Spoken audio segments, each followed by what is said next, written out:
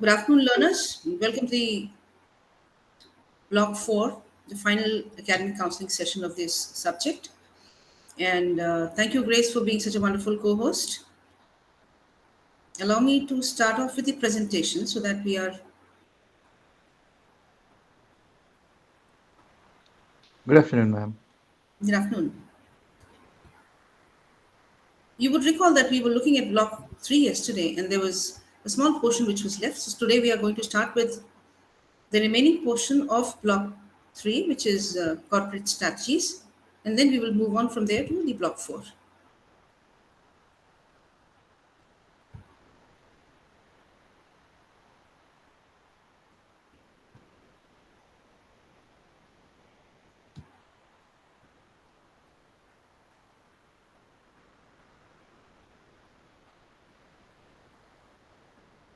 Okay, so is the file visible to everyone?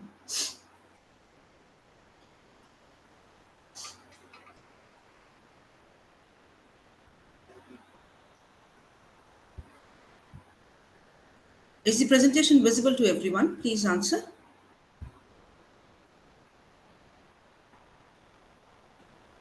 Yes, Yes, ma'am. it is visible. Okay, thank you. So if you would recall that when we started off with block 3, we discussed about what a strategic business unit is. And we said that when we are looking at a brick corporate house, they basically have different units or different divisions, different product divisions or different geographical divisions or different market related divisions. I think someone has to mute their mic. And these divisions, they are responsible for the growth and achievement of their own objectives. They have some autonomous, not some autonomous, they are given autonomy and they have the authority to take strategic decisions. Those are called SBUs, right? And we also looked at some strategies which SBUs, basically strategies which are available to SBUs. And if you recall, they were the generic Porter's generic strategies. And if we want to name them, one was cost leadership, the second was differentiation, and then there was focus. And when the organization wants to focus, they can either focus on the cost element or they can focus on the differentiation element. So those were strategies which were available to SBUs. Not that the strategies which we would discuss now at the corporate level, they are not available to SBUs. So there is this distinction only in writing. But as far as the choice of strategy is concerned, at the corporate level, everything is available to the SBUs. And for an SBU, they can also follow the corporate level strategies. So that distinction is as far as, whatever is suitable to an organization, they would pick up that strategy and follow that strategy. That would be the strategic choice for the growth of the organization. But corporate, you understand, corporate is a multi-divisional, multi-product organization which has a number of businesses, and possibly these businesses, not possibly, for sure, these businesses are into different areas, different marketplaces, different customer segments, and different industries, right? So we are going to look at what is going to be the overall corporate strategy of a corporate house.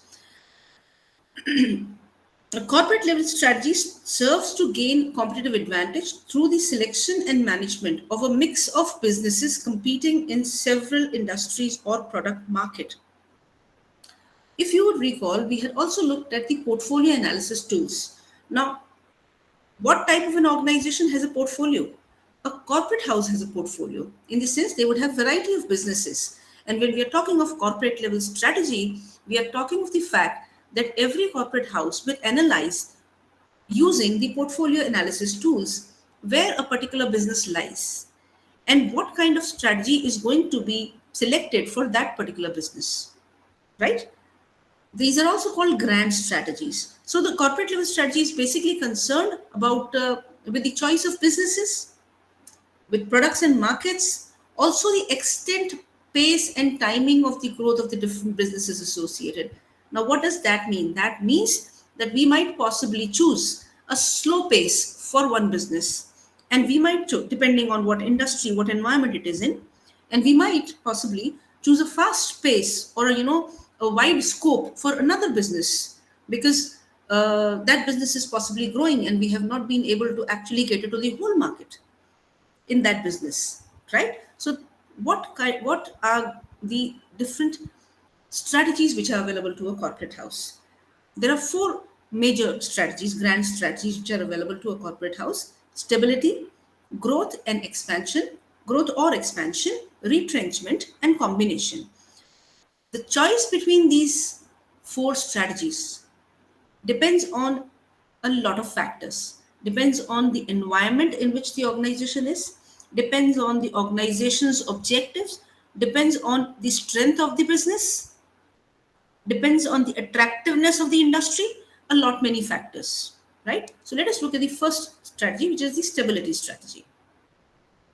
What does stability word mean? It says that the organization is going to be calm and composed. If you talk of it in this kind of language, in figurative language, a stability strategy is being followed when the organization maintains its current businesses and product portfolios, maintains the existing level of effort, is satisfied with incremental growth, whatever growth comes, in the normal flow of work, normal flow of business, focuses on fine tuning its business operations, and improves functional efficiencies through better deployment of resources. So, an organization would be said to be following a stability strategy when these conditions are seen in the organization, right? And when does the organization actually favor a stability strategy? When the industry, there are two situations, two major situations. When the industry or the economy is in turmoil and there's a lot of volatility in the environment, and you never know what kind of movement will lead to what kind of uh, you know replications, what would happen in the environment if the organization changes its strategy a little bit about whatever, about pricing, about the product, about the competitive strategy. So the organization will lie low and follow the stability strategy.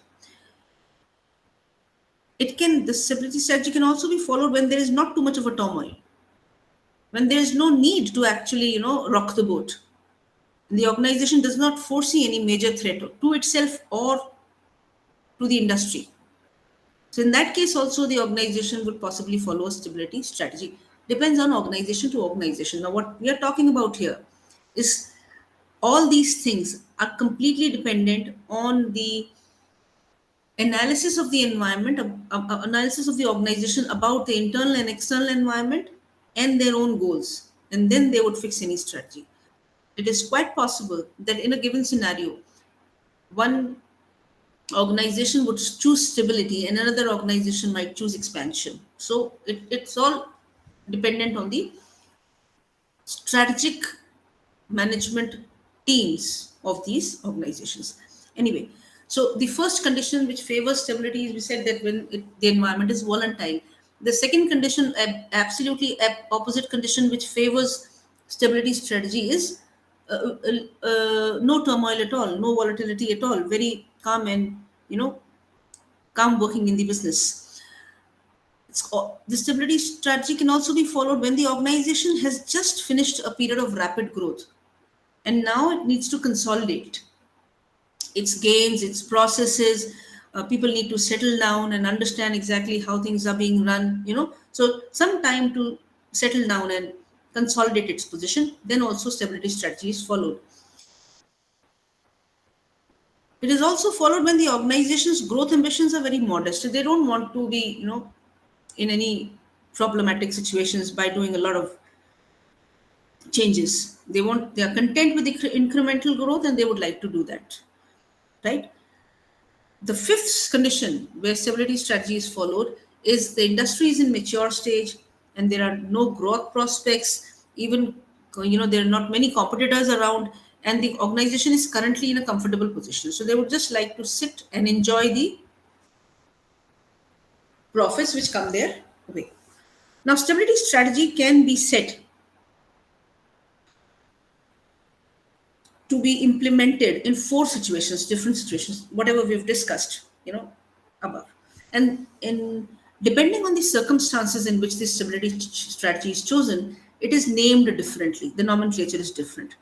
So one strategy, one kind of stability strategy is the holding strategy.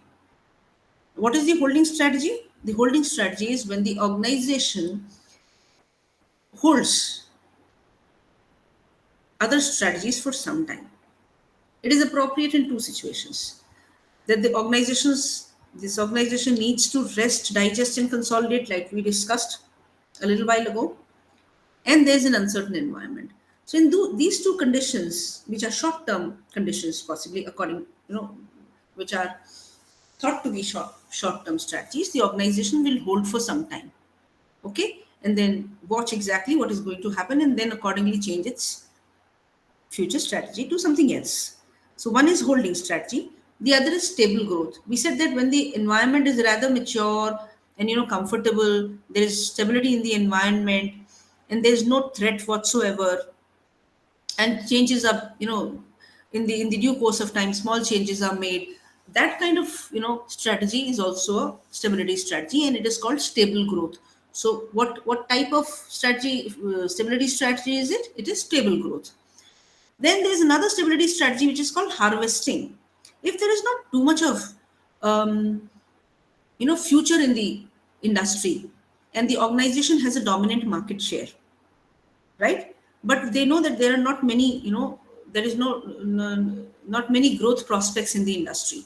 So what they would do, they would try to generate cash or profit from this market, from this industry, and they would sit still. The organization will, you know, follow a stability strategy and earn as much as profit as they can from this marketplace, and then possibly they will go to another one when they stop making profits, right? When over a period of time, obviously the market will decline. When the market starts declining and absolutely does not yield any profits, then they would shift to some other strategy. But at the moment, since there is profit in the industry, since they are generating cash from the business, it is a stability strategy, and it is called harvesting. Another stability strategy is the profit or the end game strategy. Here also the situation is a little different. The situation is different in the sense that now it is the organization, the industry is about to finish, right? And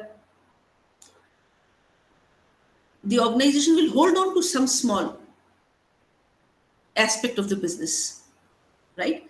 And be stable in that, maybe spare parts or maybe servicing sector, those kind of sectors. And the organization will be called stable, but the industry is towards the end of its life term. But since the organizational strategy remains the same, it is called stability strategy. So stability can be in the form of holding strategy, stable growth strategy, harvesting strategy, or end game strategy. It all depends on the kind of environment the organization is in. But the behavior of the organization is the same: stable, comfortable, not too much of investment, not too much of um, panic, not too much of changes in the way the business is being done, right? The second strategy, which is available to the corporate house, is the expansion strategy. What is it? Every organization, seeks long-term growth, survival in the competitive environment, and everyone who's working in the organization wants opportunities for growth. That is also only possible when the organization grows, generates more revenue, generates more profit, generates more income, and is also geographically and physically growing. Only then the growth prospects of everyone who's connected and associated with the organization, that would happen, right? So those are, and the strategy which allows us to do that is called expansion strategy. Expansion is also a variety of expansions, so we'll come to them one by one.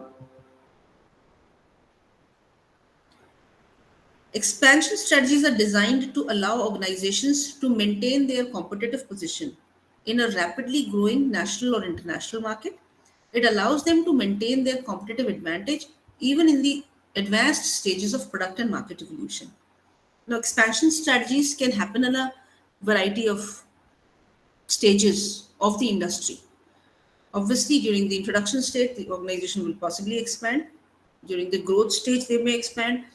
During the maturity stage, also, they might think of expanding. It all depends on what the organization wants. Conditions for opting for expansion strategy. When does the organization go in for expansion strategy? They have high growth objectives. There are new opportunities in the environment, so the organization wants to expand.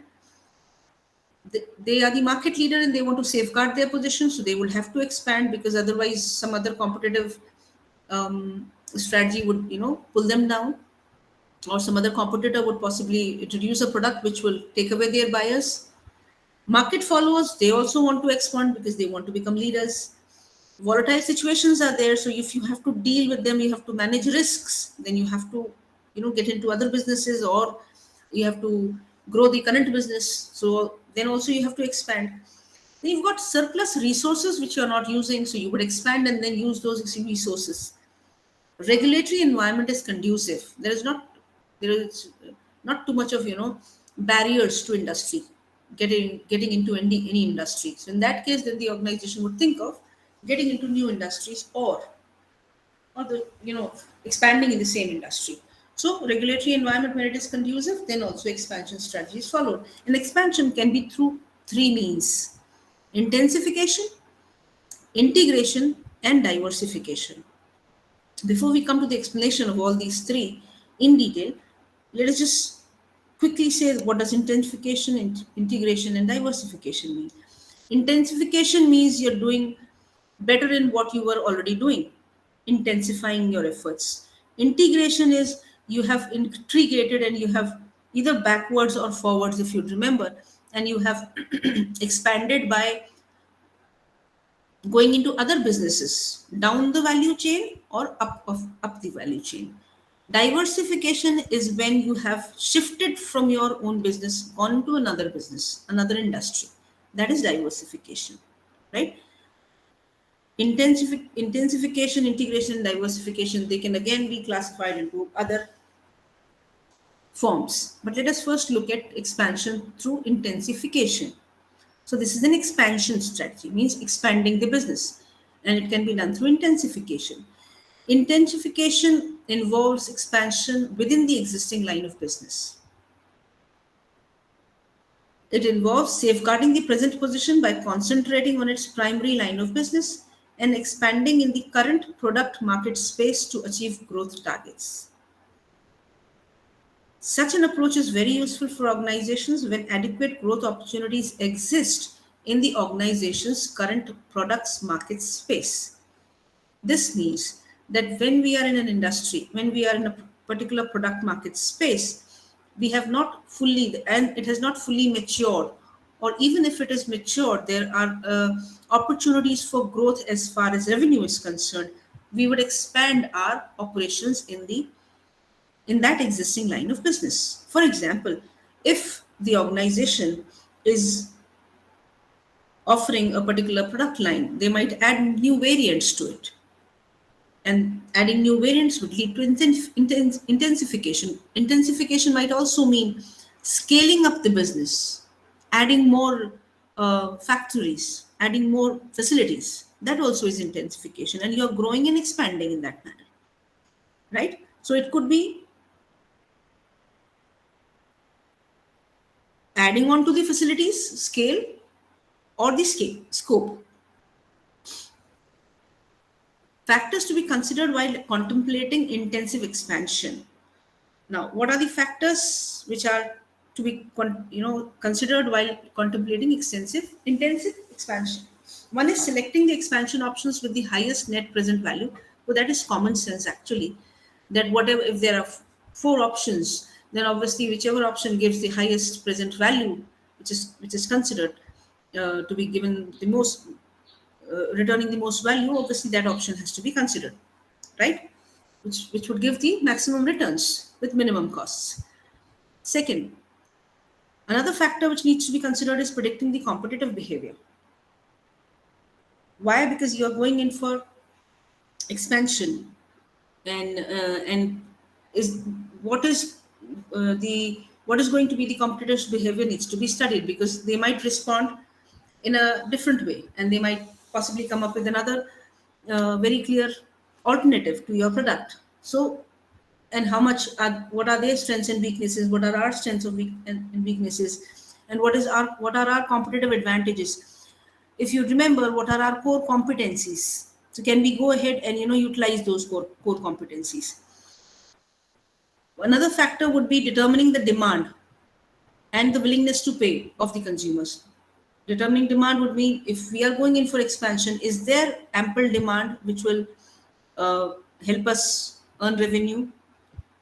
What kind of demand is going to be there for the product that we are going to expand? Willingness to pay would mean, are the customers willing to pay? What price are they willing to pay? This can be researched and found out. Internal capabilities. If the organization has adequate financial, technological, and managerial capabilities, they can expand. If they have the required technology, and if they know social and demographic trends, all these need to be considered before going in for expansion, because expansion needs investment. Stability did not need investment, but expansion needs investment. There is a grid which is called the product market expansion grid by Ansoff, which explains how expansion can happen in 4 ways. It's not there. Hold on, I'll just get it for you.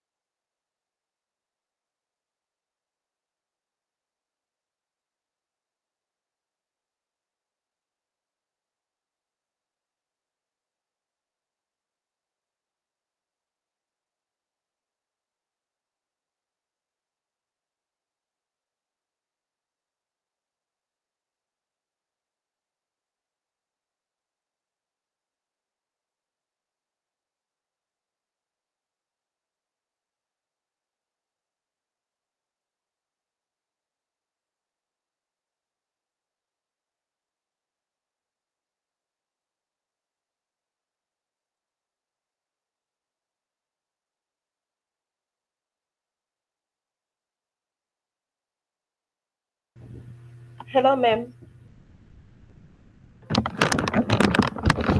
I'm sorry, I cannot get you. You are not audible to me. I don't know if I'm the only one. No, the class is so quiet. I think maybe she's doing something.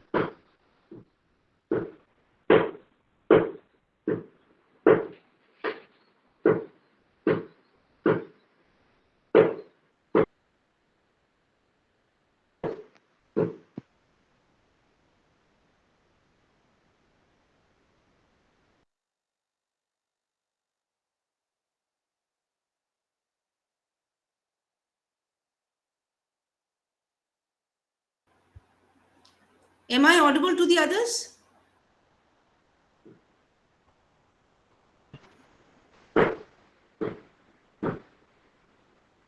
We can't hear you, ma. Okay, just a moment. What is the issue?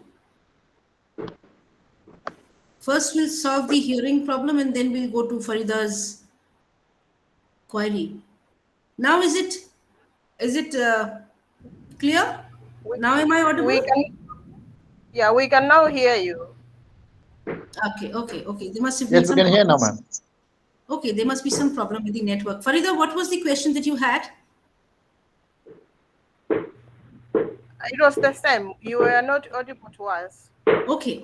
I thought that you had some kind of a query. Okay, shall we continue? Yes, ma. Okay.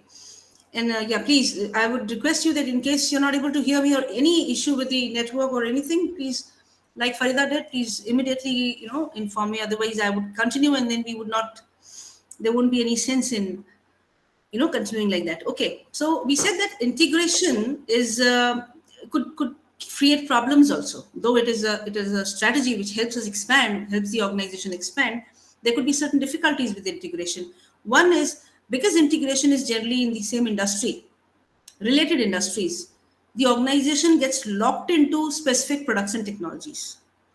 Okay, that could be a good thing and a bad thing also. Second, um, that means that they are, funding, yeah, they are using their funds and their capital in expanding in the same line of work. So sometimes it is good and sometimes it can be can become a threat also in the long term future, because if if some kind of a downfall occurs in the industry in any of the you know places in the value chain, then the whole industry is going to get affected by that. Financial costs of acquiring another organization. So when you acquire another organization, obviously you have to spend money. And when two fully grown organizations are integrated, there are difficulties. There are a whole lot of difficulties, from actually coordinating between the processes and procedures to getting people to work together. So that's also a problem. Okay. Difficulties in integration. Those are the three difficulties in integration. I am still audible, I guess.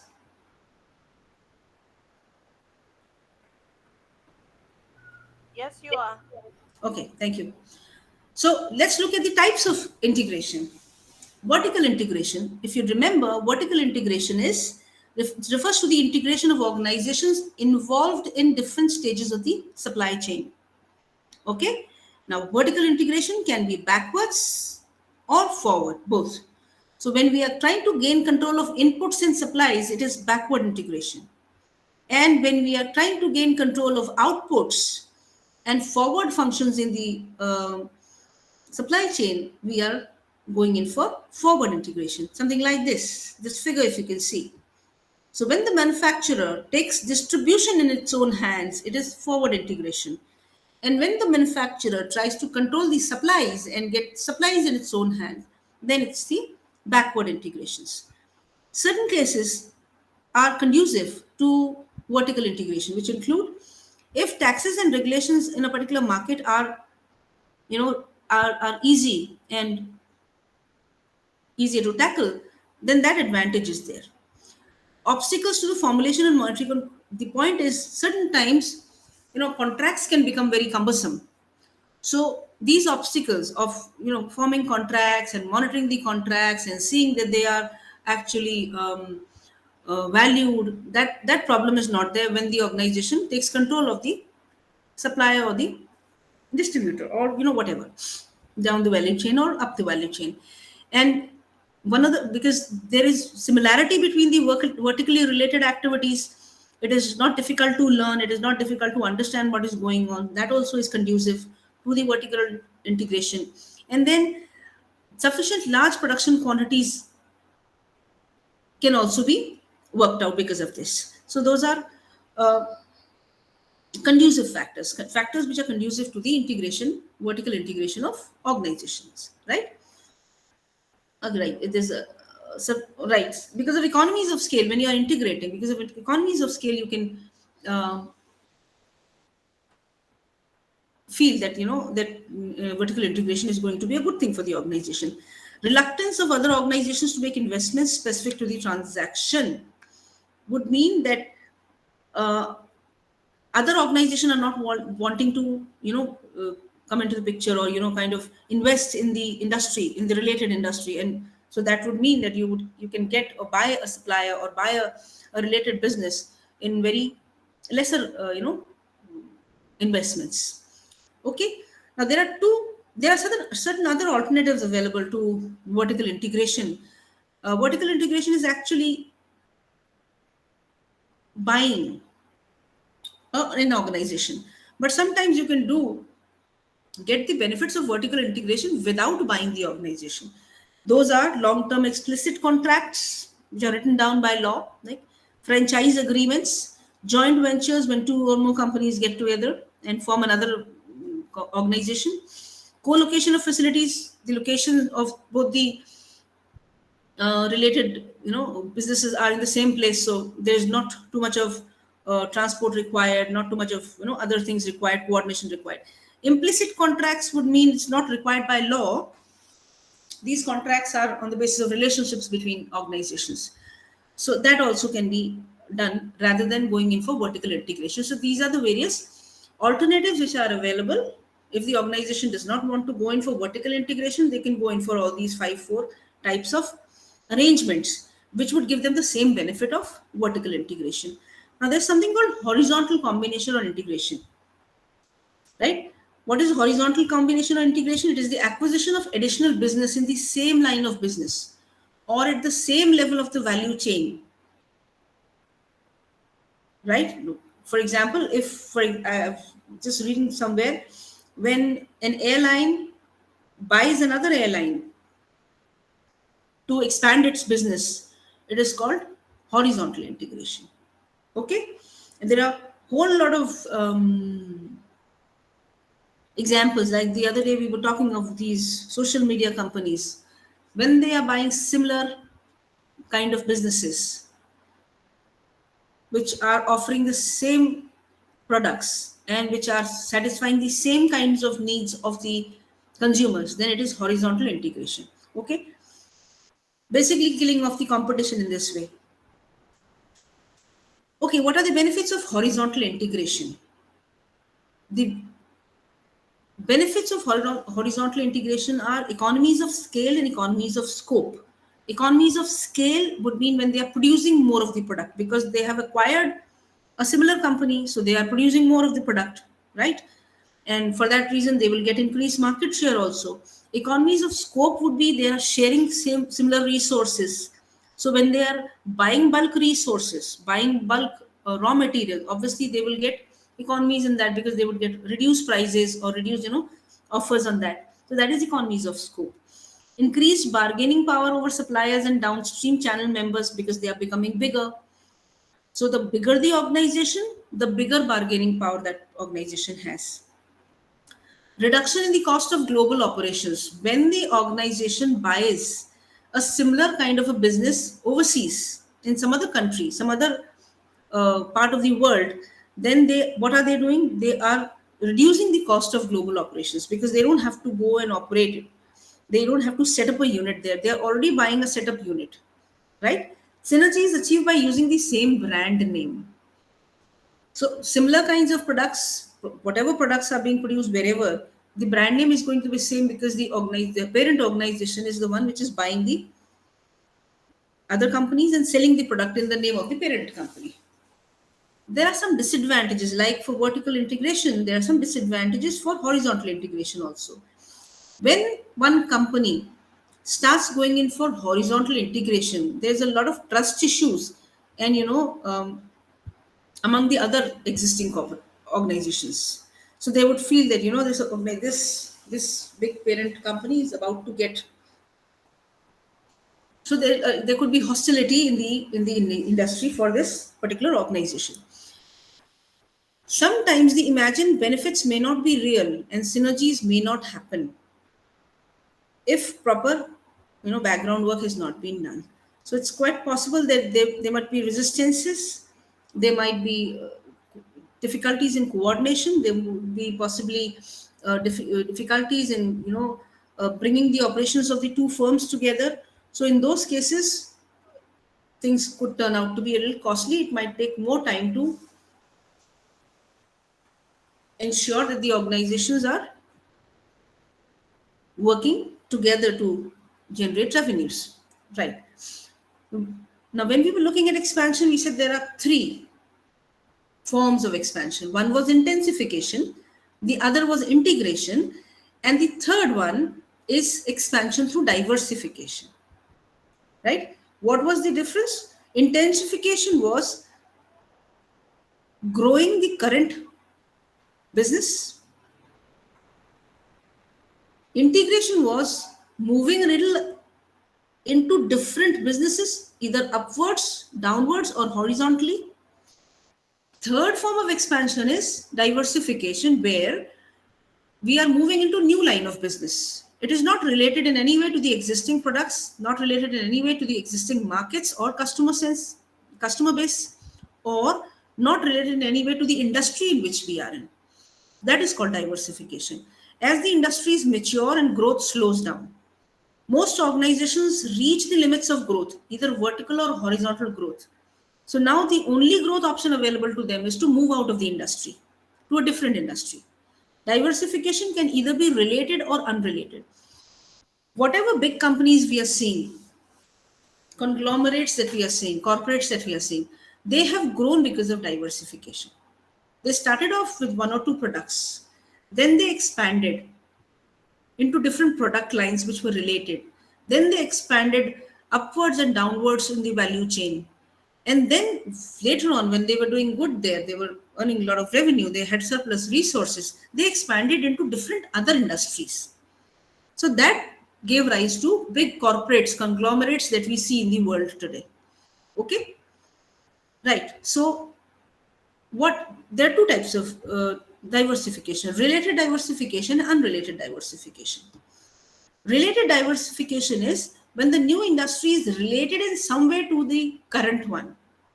Like, for example, when banks get into other financial services, that is related diversification, because the kind of resources they would need, the kind of manpower they would need would be the same, the kind of technology they would be using would be the same. So that is related diversification. Unrelated diversification is when an organization moves into an entirely different line of business.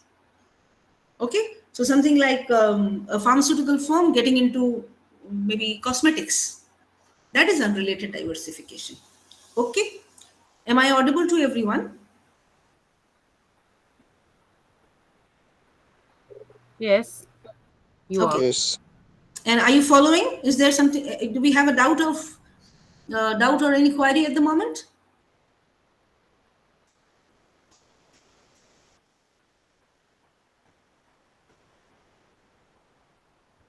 No, ma, there is I'm no following. doubt. Okay, so let's go ahead then. Let me ask you a question before we go ahead.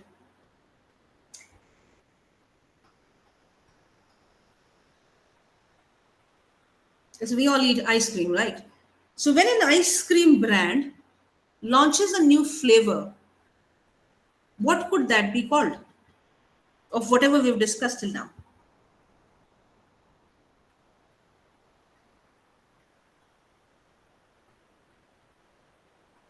You can look at any of the things from the answer of matrix also. I'll just take it up. I'll just get it. If we look at, the answer and solves product market grid. Suppose a ice cream brand launches a new flavor, a new variant of any of its ice cream flavors. What would it be called out of these four in front of your screen?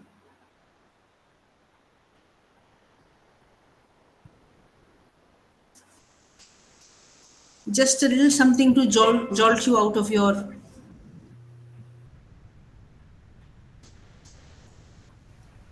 Can anyone I answer? think this is a Product horizontal. Product development. development. Sorry, one by one. I think Maybe this you is a can. horizontal integration because they follow in the same line. No. No, it's Who was product that? development. It's a Yes. product development because it's a modified product, it's a new strawberry flavor on the market. So it's part of the existing products, but it's just modified into some new flavor. Yeah. Yes. Good enough. And horizontal, I would like to clear that doubt there, because when we discuss, only then we can come up with doubts. Horizontal integration is when you are acquiring, when an organization is acquiring a competitor in its own line of business. So like I said, when an airline operating in a particular sector acquires another airline so that it can operate in a different sector, that's in horizontal integration. Majorly, it is acquiring a competitor to reduce the competition and also expand. Okay, let's move ahead from here. So we were looking at integration. We were looking at diversification. Right, so related and unrelated diversification. We've understood that. Let's look at the advantages or the rationale for diversification. Why does an organization go in for diversification? Like we discussed above, an organization goes in for diversification because of economies of scale and scope, because it wants to grow in number, earn more revenue, and it also wants to use the scope, which can be used in terms of efficiencies for raw material or other such efficiencies. Obviously, when you go in for diversification, you get a wide market base, and you get to ensure that you have more market power because you're into other industries and you're growing. Profit stability. When an organization grows into different segments, different industries, the loss in one industry is averaged out by the profit in another industry. So the whole conglomerate would possibly get, it will average out, and the organization would, the bigger organization, the corporate office or the parent office, the parent organization will get a decent profit, even if one industry is not doing good, one organization in industry is not going good. Improved financial performance, obviously, to earn more revenue. Growth, again, any organization which has resources and which has the potential to grow should grow. So that's one rationale for diversification. Counter competitive threats. Stability strategy is not very conducive in the long run. Reason being that we know that industry has a life cycle. We know that products have a life cycle. We know that consumer needs keep on changing, right? So there's a lot of dynamics going on in the environment. So in an organization, if an organization is content with the kind of growth it is getting and is always following the stability strategy, that organization will not be able to exist in the marketplace in the long run. So to counter competitive threats, to meet new opportunities and threats in the marketplace, the organization needs to diversify. To get access to latest technology and innovations, the organization possibly needs to diversify. Okay, to exploit certain regulatory factors also. We can, like if the origin of outsourcing or the software industry is actually to exploit opportunities in different regions and nations. So most of the software firms in the developed countries, they have their facilities in the developing countries where they are, where the manpower or the human resource is available to them at cheaper rates. Okay,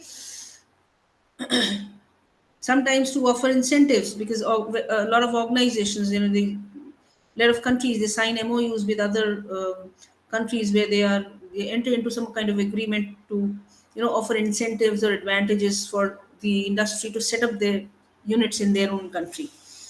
So that is also one reason for which diversification would happen. An organization would start thinking of diversification. There could be other. This is diversification. We said related or unrelated diversification is available to organizations. There are other diversification routes also available, which we have slightly touched upon earlier.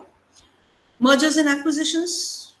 A merger is a legal transaction in which two or more organizations will combine operations through an exchange of stock, and ultimately only one organization will remain. Acquisition is the purchase of one organization by another organization.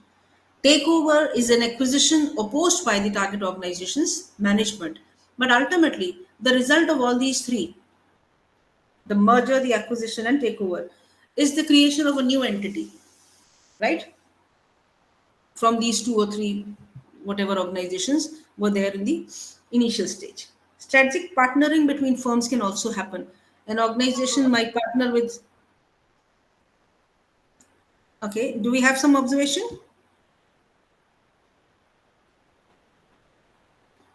Strategic partnership is when two organizations get into some kind of an arrangement where one manufacturer possibly, goes into partner with another manufacturer to produce some other goods.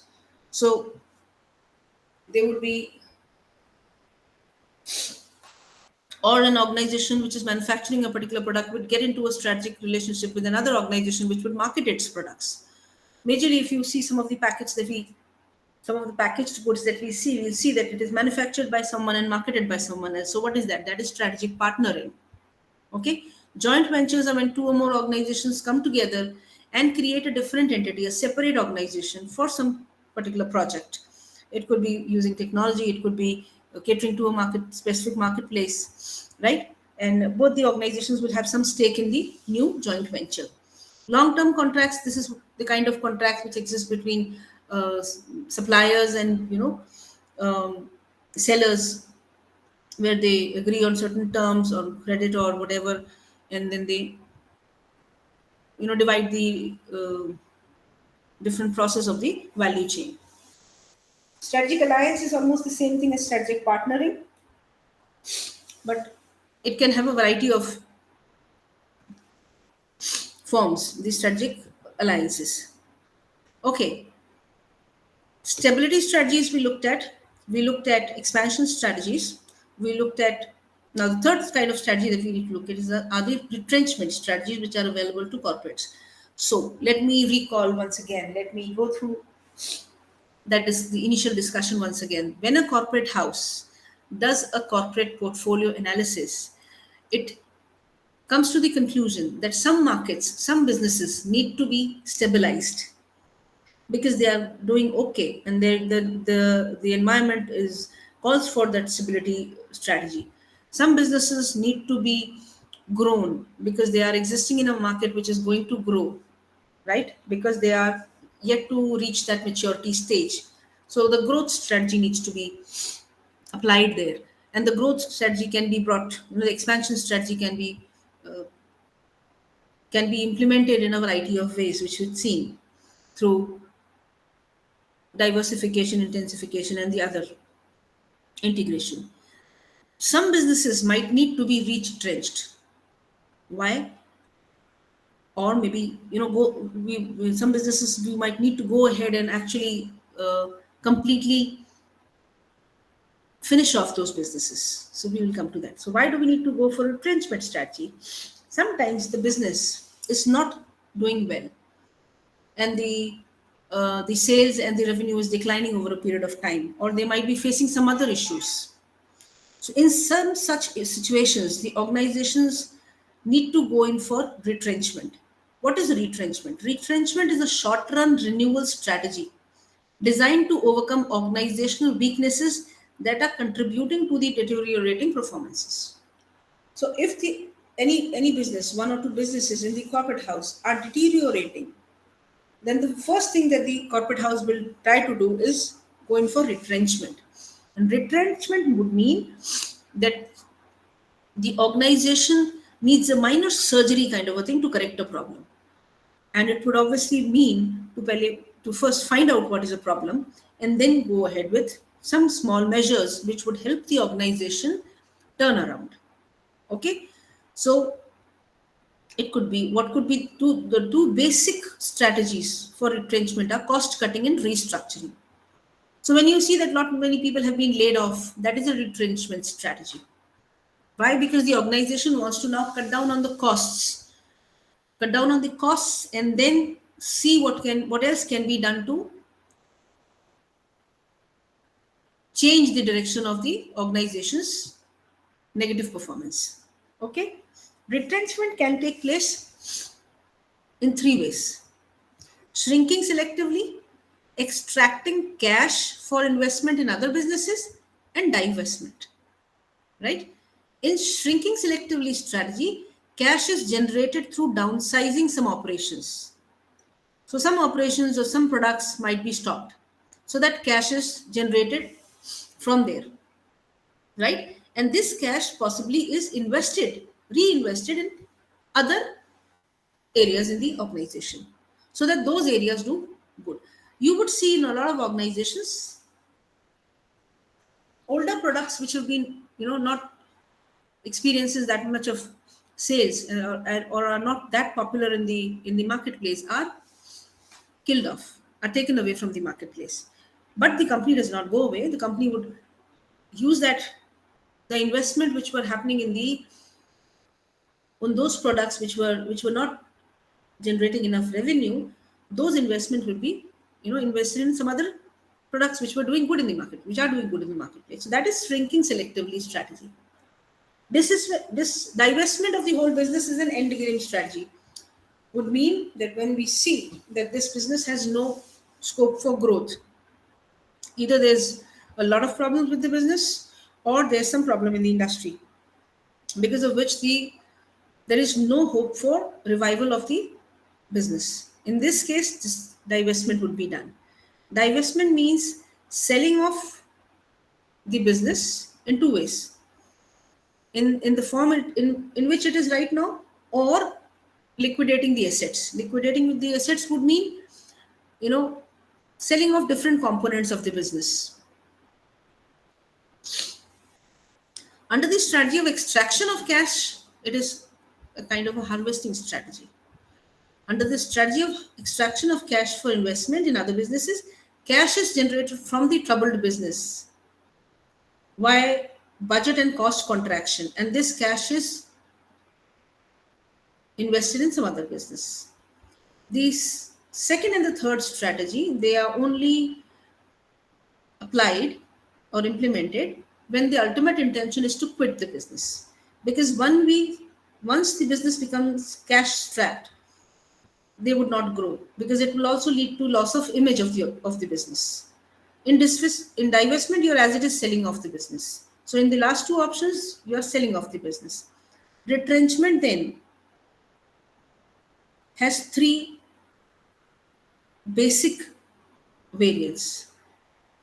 One is turnaround, when you want to actually want the business to come back from the loss-making situation to a profit-making situation. Survival, again, a shorter form of that, because before you come to turnaround, you will actually want to survive. The survival strategy will have to be implemented. Liquidation is liquidating the whole business, selling off the business, and getting out of the industry. Okay? There are details of this, but let's just keep the discussion at that.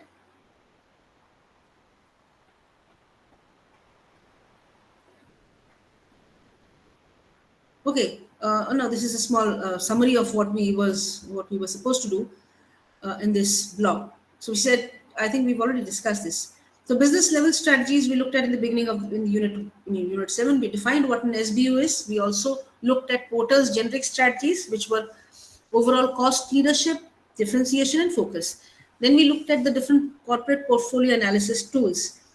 We also looked at competitive strategy, right? Competitive strategy in fragmented markets, emerging markets, and declining markets. Competitive strategy is nothing, there's no other strategic inputs here, apart from the fact that competitive strategy is basically, it generates from the goals and policies of the organization, and it is implemented in the various other functional areas.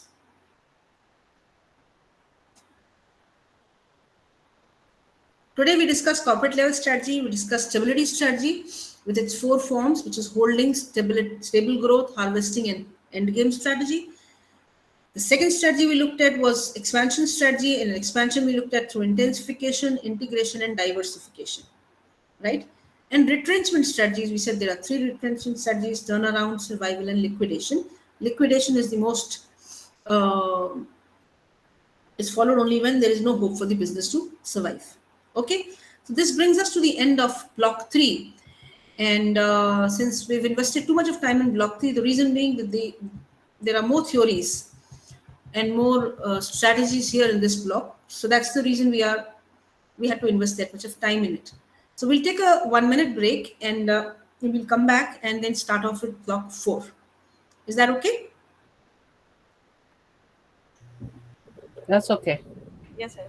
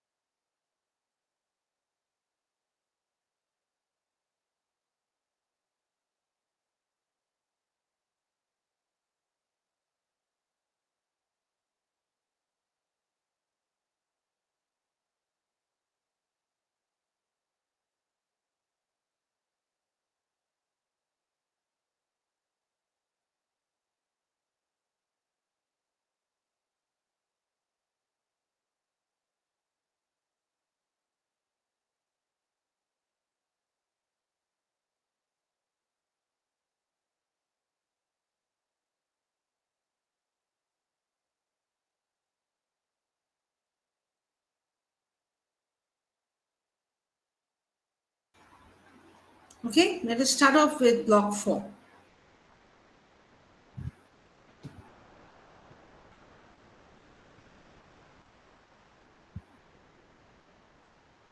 Right there, file is visible to everyone.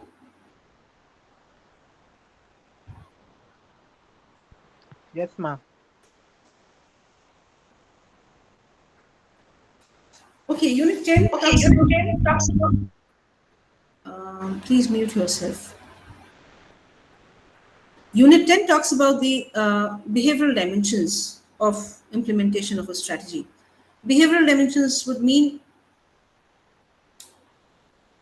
ensuring how the structure of the organization is suited to the strategy chosen for the organization. Now, what is the structure of the organization?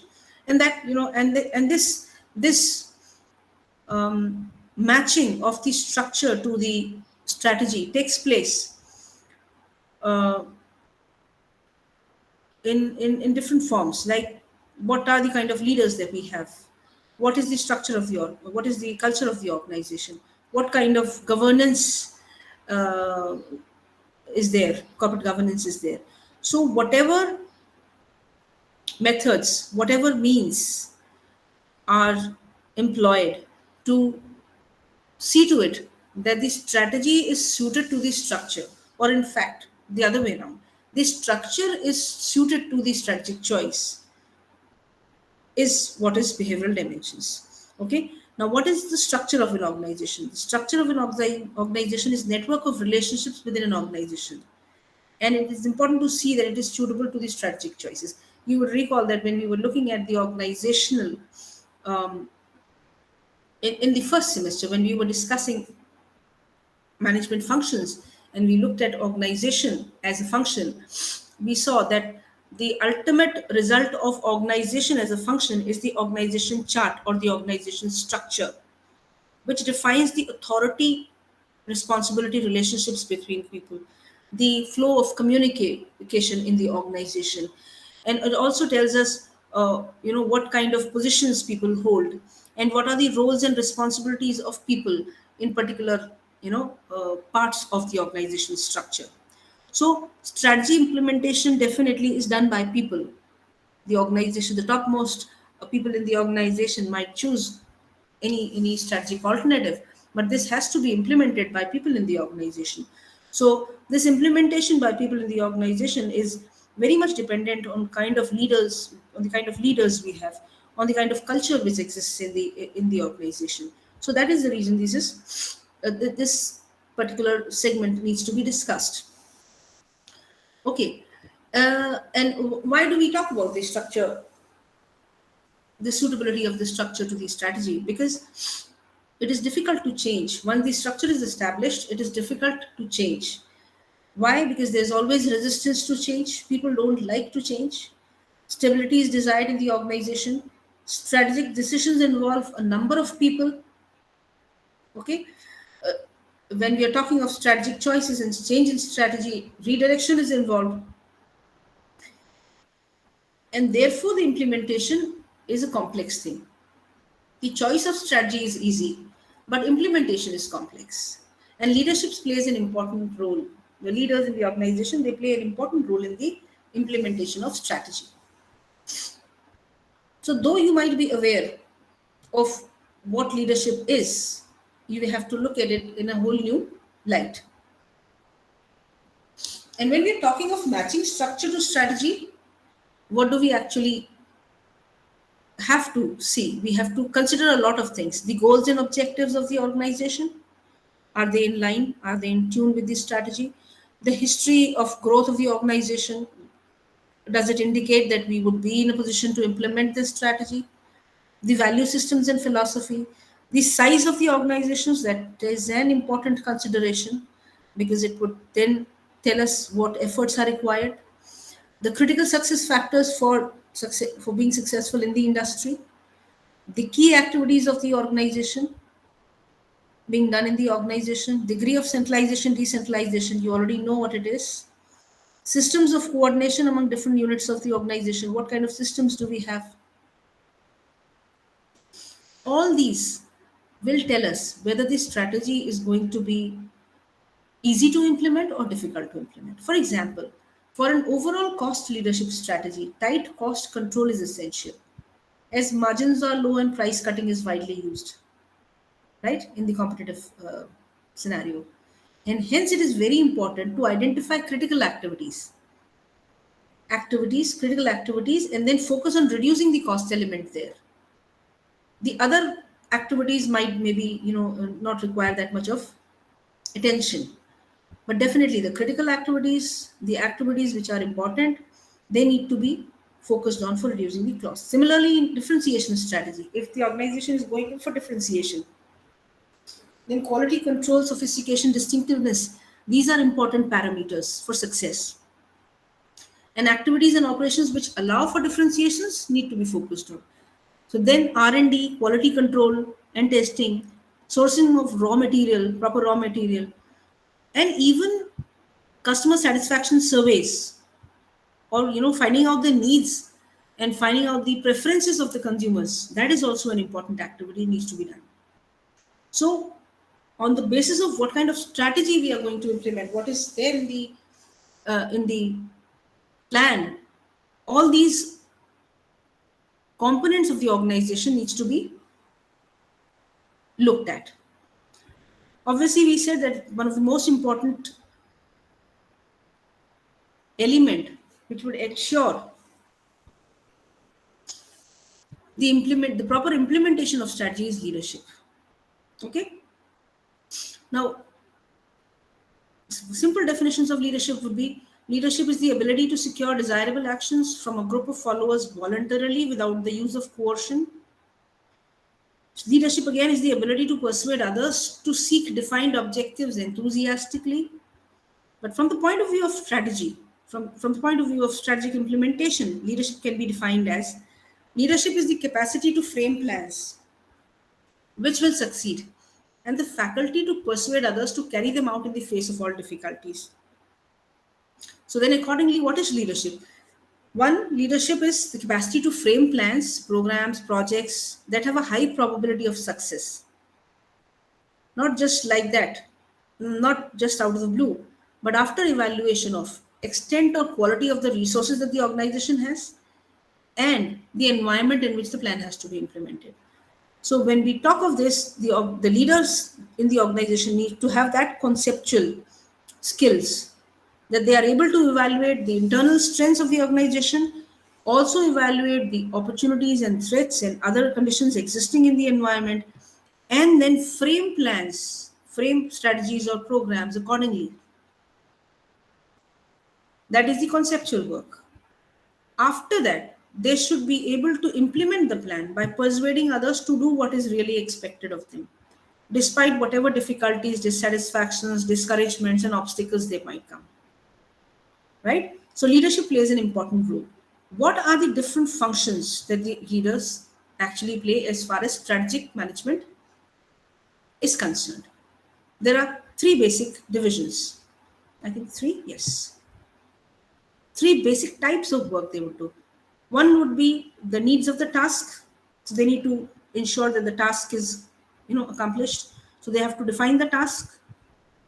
Would mean define what is to be done in the strategy change.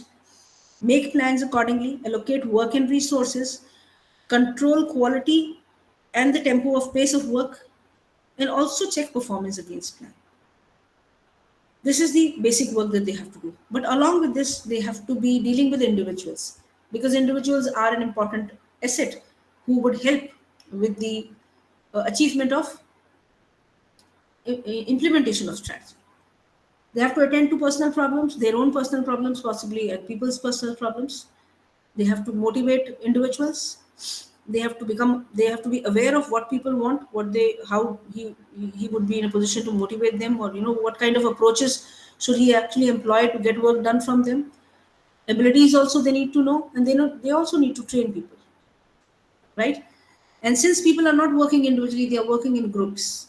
There are certain group related activities or functions also that the manager needs to do, or the leaders need to do. Setting standards about various types of work and maintaining discipline, building team spirit, encouraging and motivating people and giving a sense of purpose as far as strategy is concerned, appointing sub-leaders, ensuring proper communication within the group, and training the group and resolving conflicts. All these functions are interrelated and integrated. And people who are responsible to get these functions done, work done, have to be properly prepared for them. Properly prepared. Before we come to the word properly prepared, let us also look at what leadership styles and other things mean, and what are the attributes of successful leaders. You must have gone through, when you were in the first semester, you must have gone through the types of leaders that we can have, the leadership styles. Autocratic leaders are those who give orders and do not consider opinions of the subordinates. Participative leaders are leaders who involve the subordinates in decision making and work related discussions. Free reign leaders are leaders who give freedom and autonomy to people to take their own decisions. Though, as far as strategy implementation is concerned, the free reign leadership style would not be appropriate for most of the managers, because control and monitoring needs to be there as far as strategy implementation is concerned. The style of leaders basically originates from the belief of leaders. If you remember the theory X and theory Y, I don't know if you recall. Any of you remember theory X and theory Y?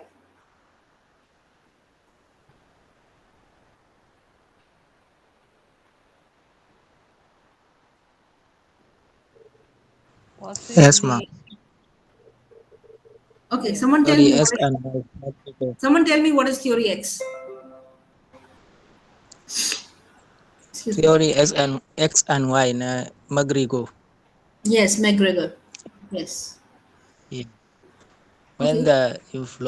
When the employee work hard, pay based on his work and performance. Uh-huh. Okay, Usman, you tried. That's good.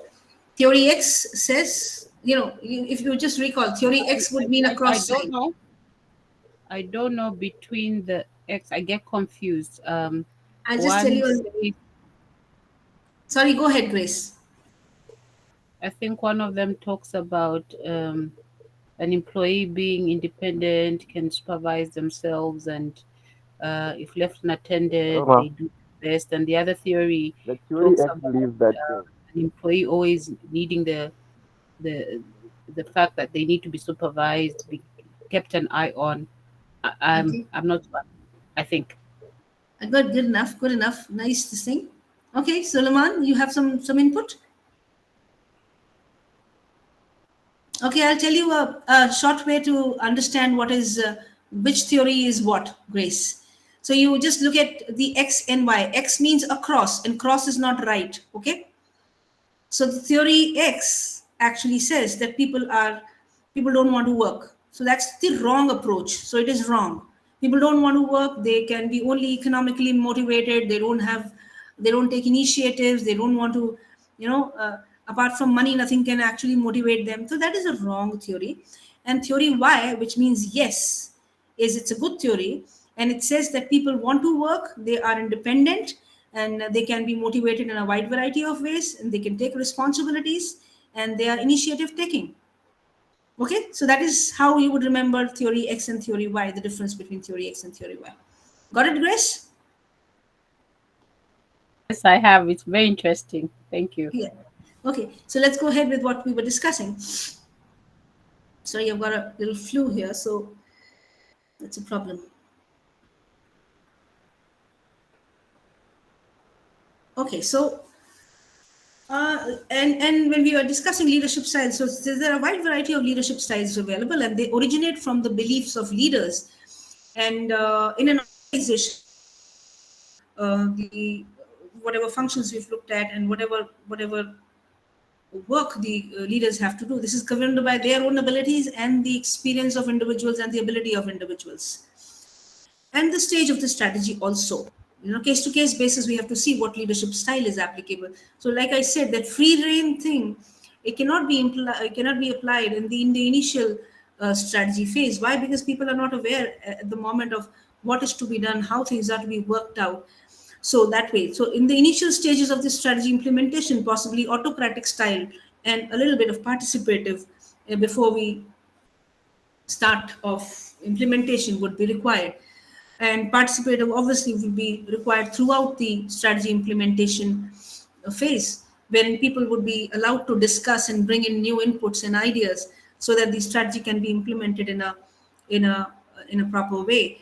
And possibly towards the end, maybe it could again turn into autocratic if the strategies is not yielding the proper results. Or it could also lead to free rein leadership, where some organizational segments are given freedom because they have been actually, they have understood the strategy, and they've been able to implement the strategy completely in all senses. So the leadership style will depend on a case to case basis, and the leaders or the managers will have to lead by personal example. Okay. So let us also look at some attributes which are there in some theory in your study material, which says that what are the various attributes of successful leaders. We just go through them because these are just words, and we need the meaning. We understand the meanings of these words. So successful leaders have ambition, they are willing to work hard, they are enterprising, they are astuteness means they're smart, Ability to stick to it means they are hardworking. They have communication, they have imagination, ability to spot opportunities. They are willing to work for long hours. They are curious and understanding. They are skilled as far as quantitative, this thing is concerned. They have abilities. They are able to administer efficiently, means they are able to control people. They have enthusiasm. They have single-minded focus. That would mean they are willing to take risks. Again, leadership is, what does that mean? Having followers. They are able to take decisions. They have analytical ability. They can deal with unpleasant situations. They are open-minded, and they can adapt to change. So there's a lot many attributes which are there in the leaders, but not all attributes are present in all the leaders. Neither are they required in all organizational scenarios. In some scenarios, some situations, specific leadership qualities are required. And organization therefore has to develop appropriate leadership. If they have proper leaders, they will have proper subordinates also, employees also. So leaders are the key organic element, and if they are appropriate and they fit the needs of the organization, then it can be assured that the implementation of strategy, or the whole overall working of the organization will be according to what has been planned. Now there's something called concept of transactional leader versus transformational leader. You have to, I think you need to, it's a whole big topic. You need to do a little reading on it. Transactional leaders are leaders who have the ability to motivate, supervise people, I would say, not motivate people. They have the ability to supervise people properly, monitor people properly by giving rewards and punishments. So short-term micromanagement is done by transactional leaders. And there's also this concept of transformational leaders. They do not believe in micromanagement, but they believe in motivating and inspiring the subordinates to work in certain ways. So the organization needs both transactional and transformational leaders, because transformational leaders are the ones who recognize the need for revitalization.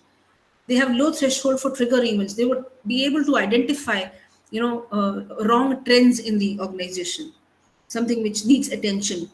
They create new visions. They have good communication and motivating abilities, and they can institutionalize change, in the sense they're able to understand what needs to be done to deal with conflicting situations or problematic situations. So the organization, as I said, needs both transactional and transformational leaders. And it is common sense that most of the transformational leaders would be at the top of the hierarchy, and transactional leaders would be in the operational positions, or in the middle management. Okay, so that is that. The second topic which is there, which needs to be dealt with, talked about as far as behavioral dimension of implementation of strategy is concerned, is corporate culture. Now, leadership is talking about people. Culture is talking about the environment in the organization. The culture of the organizations organization depends on the people associated with it. So, how committed the employees are, what is the ability of the leaders, what are the values and philosophies of the top management, all these together interact with each other and build the culture of the organization. Okay? Corporate culture then is the values and the beliefs accepted and practiced by all the employees of the organization. Right? And leadership generally, or leaders generally, have the task of promoting a positive work culture. Now, what do they do which will promote a positive work culture? What do the leaders, what kind of approach the leadership should have to promote a positive work culture? And why are we concerned about positive work culture? Because positive work culture will lead to proper implementation of strategies, proper implementation of plans, proper work being done in the organization. Okay, so what is the leader supposed to be? They should understand human nature. Like we see certain things we've already covered when we were talking of the features of characteristics of successful leaders. But here, let us look at them once again. So communication skills they need to have. They should have the ability to express, also have the ability and the patience to listen to people. They should have self-control. Okay, they should be able to deal with both success and failure. Right? They should set targets through participation, participative style. They should know when and how to correct mistakes. So there's this saying that praise in public and kind of punish in what is that called? Private. Yes. So praise in public and punish in private. That should be the strategy of these leaders who want to create a positive work culture. They can do otherwise also, but then it would lead to a lot of negativity in the organization. So they should always talk about we and not you and I. They should be accessible to people in the organization. They should know how to control anger and show anger. What is meant by control anger and show anger? Sometimes it is important to show anger rather than being angry. So if you want to scold someone, though you might not be angry, you have to show anger for that person to rectify the mistakes. Okay, recognition. They should give recognition, due recognition for people's efforts. Now there's one more small thing that we need to talk about, though it is not small in essence. It is ethics and values in the organization. So what are ethics? Ethics are defined as standards of what is right and wrong, just or unjust conduct. So right and wrong, what is acceptable, what is not acceptable, is actually defined by law. But those are legal do's and don'ts. And ethics goes one step beyond the legal do's and don'ts, right? And it's an important element of an organization's personality. Some principal business ethics, which are generally accepted, are accountability, care and respect for people, healthy competition, loyalty, transparency as far as information about the organization is concerned, and respect for the rule of law. Now, these ethical practices ensure that some basic level of trust exists between the consumers and various forms of market participants. If ethical behavior is not there, if ethical practices are not generalized and not accepted by organizations, then how would customers basically trust what the organization is going to offer in the marketplace? So the concept, but the point is, there's important, one observation is this, that the concept of business ethics is evolving. Somewhere where there's not proper legal or customer control, and where the customers possibly are not educated or knowledgeable or aware, then it could be moving in the wrong direction. But where the markets have grown, the customers are informed and educated, and there is enough laws and legal controls in the industry, then the ethical practices are moving towards the positive direction. Okay. That brings us to Unit 11, which talks of corporate governance. What is corporate governance? We're talking of ethics right now and laws. And so who controls the organization's activities, or in fact intentions, or their working? The laws or the legal aspects are pertaining to specific industries and specific businesses only. But what about having a general framework which ensures that all organizations, all businesses, whether they are sole proprietorships or partnerships or private limited firms or public limited concerns? What about having a framework, of rules and regulations which ensures that whatever form of business it is safeguarding, it is working according to the expectations of the stakeholders. Who are the stakeholders?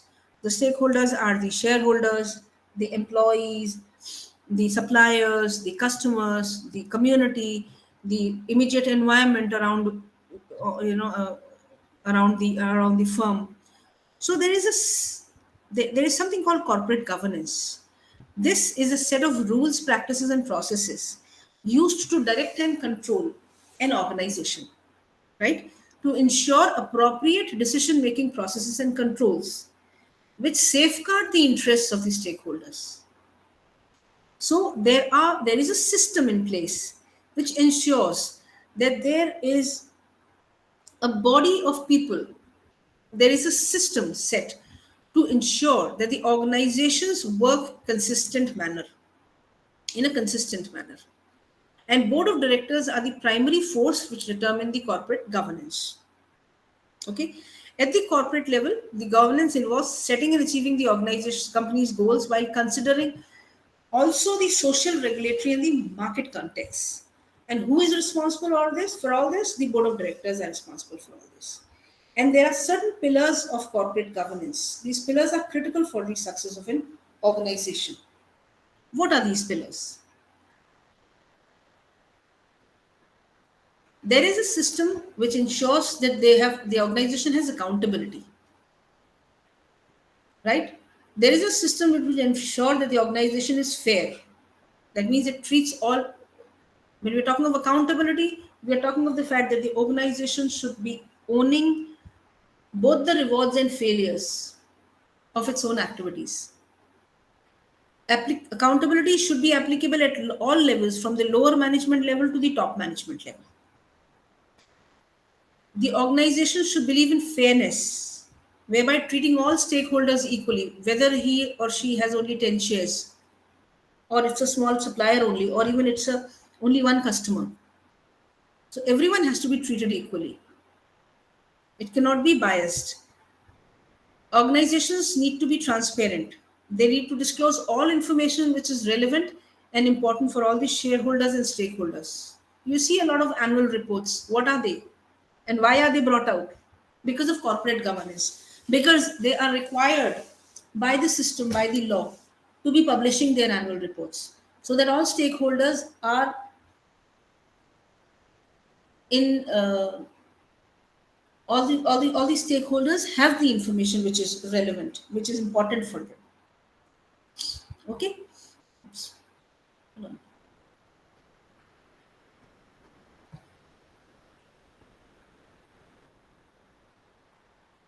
Transparency will address. The fourth pillar of corporate governance is integrity. And integrity refers to both ethical and professional culture in the organization. The last pillar of corporate governance is social responsibility.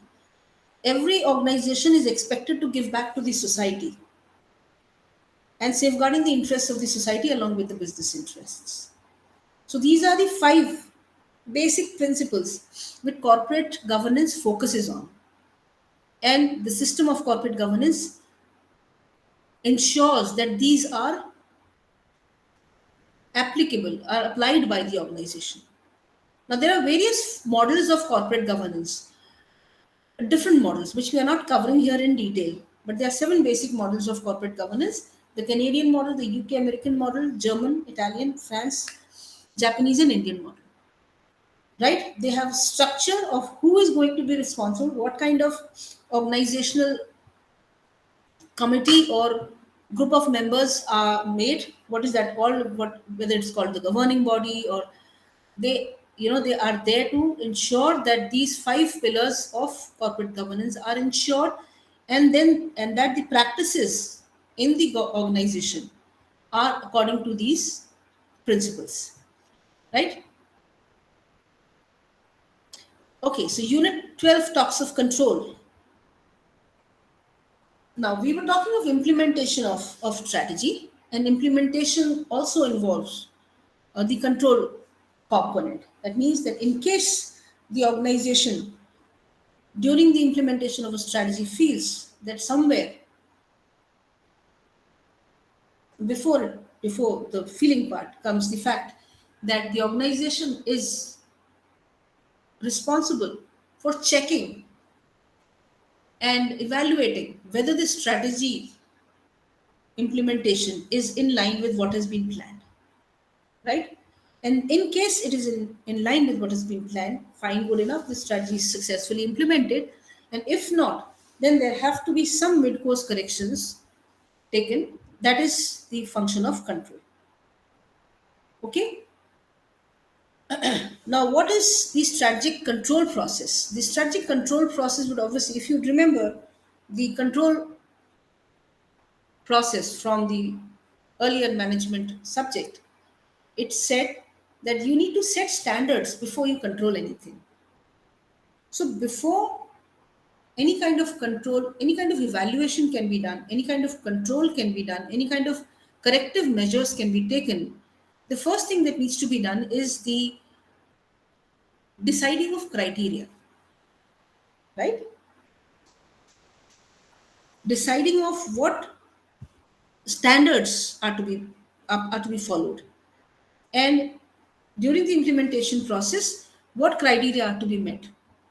Only then the evaluation and the measurement and the evaluation of the work can happen, and the control process can be initiated.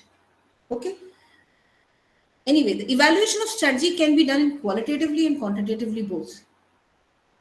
In the sense that if we are looking at the control process, the first thing is setting up of standards, and then second is the measurement and evaluation. So evaluation can be done quantitatively.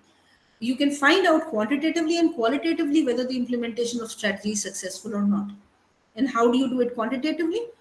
Because you will measure actual results and compare with the expected results. Financial ratios are most preferred here in evaluating the strategies because they allow to compare the performance of the organization over time. They also allow to compare the performance with competitors in the industry. They also allow to compare the organization's performance to the industry average. Any kind of quantitative evaluation, any kind of qualitative tool which measures the results of the strategy and then compares it to the predetermined standards so that we are able to find out whether the strategy is successful or not. Quantitative is a very good tool. Okay. Qualitative evaluation is also there, which can ask simple questions like, is the strategy internally consistent? Is the strategy appropriate? These kind of qualitative questions, and this is generally used in the beginning, for short-term evaluation. For a longer-term evaluation, qualitative, because qualitative evaluation can be judgmental and subjective. So a bias can creep in between qualitative evaluation of a strategy. So the quantitative tools are more appropriate as far as control is concerned. Like we said, the process of strategy control is what? Evaluation, fixing the evaluation criteria, then checking and measuring performance, and then using some control methods to control to evaluate and control. So these control methods are not just to control the variations in the strategy. These methods are there to actually evaluate the performance and then see whether the strategy is in line with what has been planned. So what are these controls? What do we have? There are various controls. Basically, a lot of control tools are available, but here, since we are talking of strategy only, we will be discussing only a couple of them, and rest I think you must have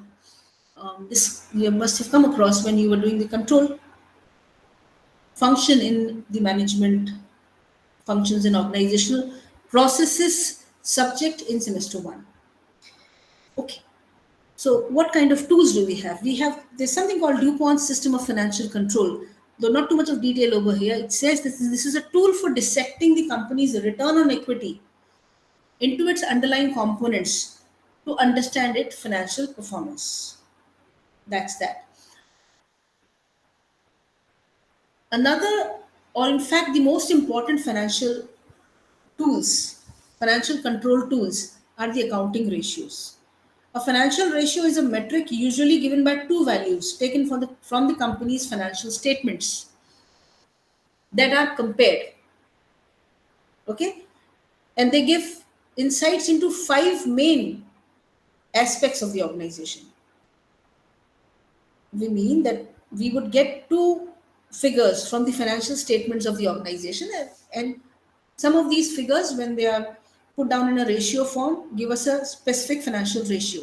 And these financial ratios can help us understand the liquidity situation, the liquidity of the company, the profitability of the company, the solvency of the company, the efficiency with which they are working, the organization is working, and valuation in terms of various forms. Okay, and these financial resources then help us understand these five or even more aspects of the organization, and then would help us in making informed decisions about the business. Some important financial ratios can be stated here. The return on investment, return on equity, profit margin. Do a little reading on this. Market share, debt to equity ratio, earnings per share, sales growth, and asset growth. These are all financial ratios which help us find out the financial condition of the organization. So, and how does that help us with the strategy evaluation? That helps us with the strategy evaluation by comparison between different time periods.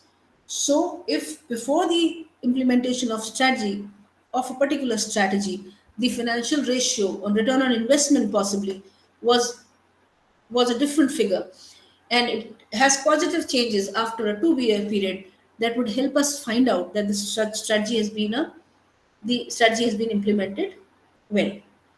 Okay. Another form of control tool is audit. Now, what is an audit? Audit is a systematic process of objectively obtaining and evaluating evidence regarding assertions about economic actions and events to ascertain the degree of correspondence between those assertions and established criteria and communicating the result to interest. My God, that's a wonderful definition. Simply put, it can be stated as a process of evaluating whether what has been stated about financial transactions, about financial situations, is found to be true from documents, from evidence. Okay, we can have independent auditors auditing the organization. We can have government auditors coming in for auditing. Depends on, and we can even have internal auditors who would do audits internally on a time-to-time basis to find out if things are going according to what has been instructed. There are other control tools. PERT and CPM. Okay, we can do a little extra reading on that. Now, this I think is a CPM chart, right? What kind of control techniques are these? These are basically made for project evaluation, something like likely to be used in a strategic management um, strategy implementation case. Both PERT and CPM, they are a pictorial depiction of different stages of a project. And these figures work out the interrelationship and the interdependencies along with the time required in each stage, right? So this kind of a chart can help us identify delays and even help us identify what process is dependent on what other process, and then uh, kind of also evaluate how much time the whole process is going to take and what is the critical time required. Critical path method, that is CPM, the full form of CPM is critical path method, and it indicates, it is used to find out what is the maximum duration a project is going to take to finish. And it helps us identify delays and also helps us identify what is crucial and what is critical to be completed for the whole process to move ahead and reach the final stage as fast as possible. Okay, so these are some of the control tools. There's also something called management by objectives. If you'd recall, management by objectives is a technique where organizations have participative discussions between superiors and subordinates for fixing objectives, for also deciding the criteria for evaluation at that same time, and also the time period allowed for accomplishment of that objective. And towards the end of that time period, on the basis of that criteria which had already been decided, the performance of the individual is evaluated and more objectives are set for another time period. So it is a management tool or technique, or a control tool or technique, which is based on participative discussions. And there are a whole lot of benefits of using these techniques, though it's not very widely prevalent. But yes, to some extent, it is followed by most of the organizations. Right.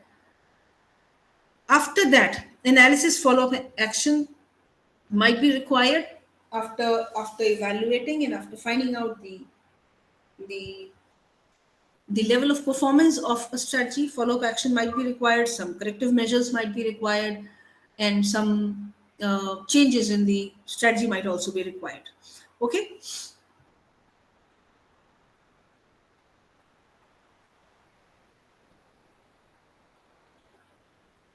So once the actual operation starts, information about the actual performance has to be collected periodically and compared with the standards set.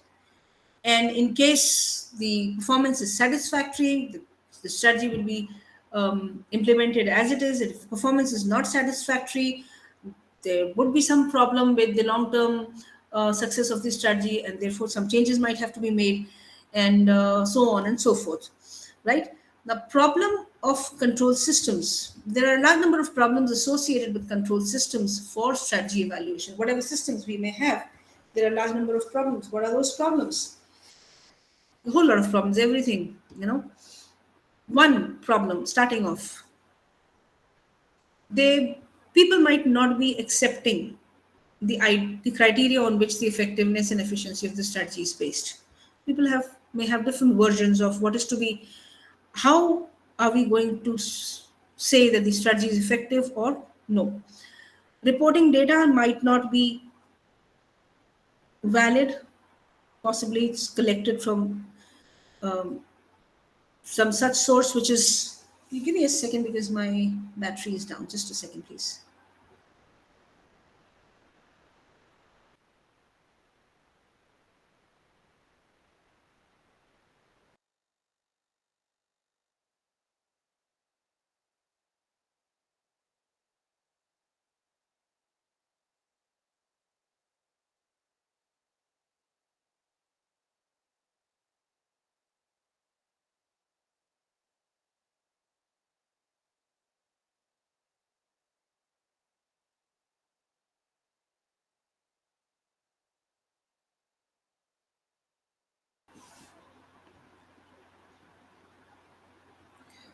Okay, so sometimes you might collect data which is invalid and it's not useful. Performance norms may be based on outputs on which the relevant business may not have. Okay, so there would be certain possibly influences which are not under our control, and the organization is using them as an evaluating criteria. Often there might be some contradictions, right? Employees may also consider the system to be unfair, the evaluation system to be unfair, and therefore may not accept it. That's also one problem with the control systems. The criteria which is being set for checking on the implementation of the strategy. Sometimes overemphasis on measuring short-term performance will make managers forget about the long-term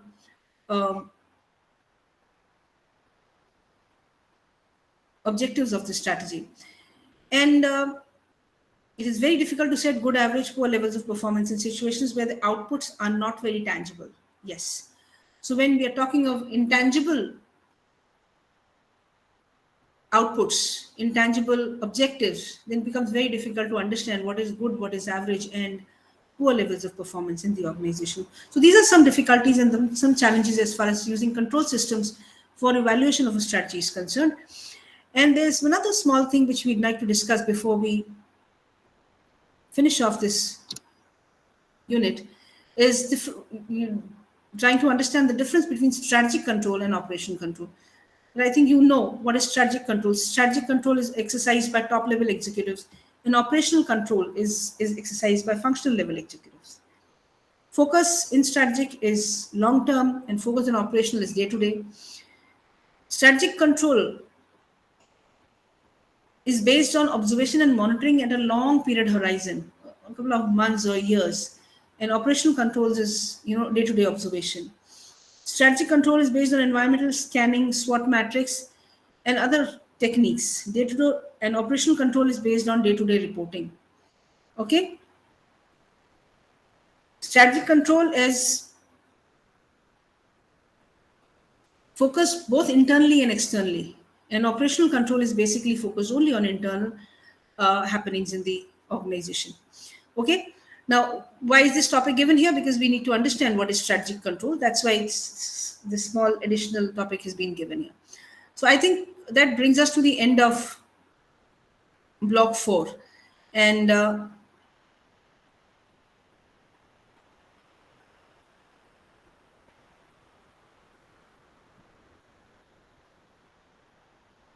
I think now is the time for us to take on questions and ensuring that we are comfortable with the subject. I would like you to come ahead with queries and questions. You can type it in the text box, or you can speak here.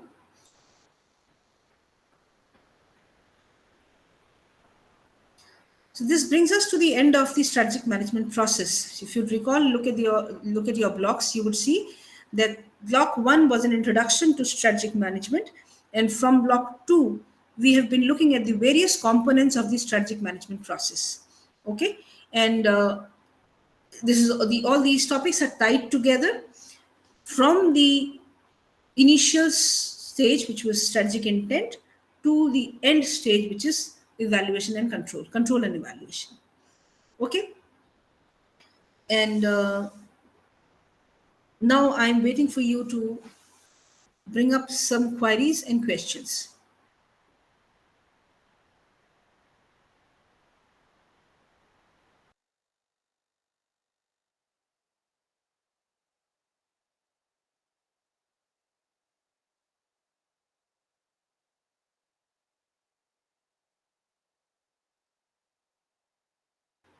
I take it that you don't have any questions or any queries related to the subject. So I would request you that in case you have any, you can pass on this to the WhatsApp group, the coordinating people, or Smriti ma'am, who's your mentor, would be in a position to ask me for something, and I would be available, obviously, with answers and with all help that you'd require.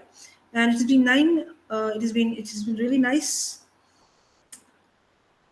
interacting with you guys over this subject, and I wish you all the best for all the assignments and your upcoming examinations.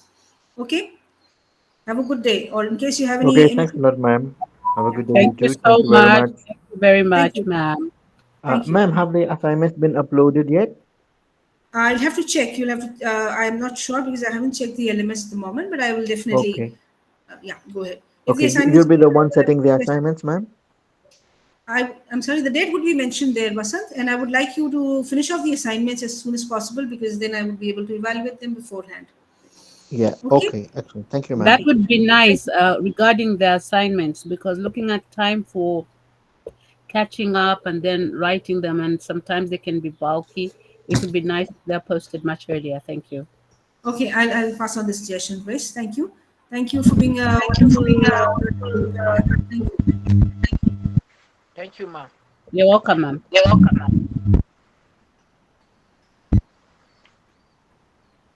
Thank you.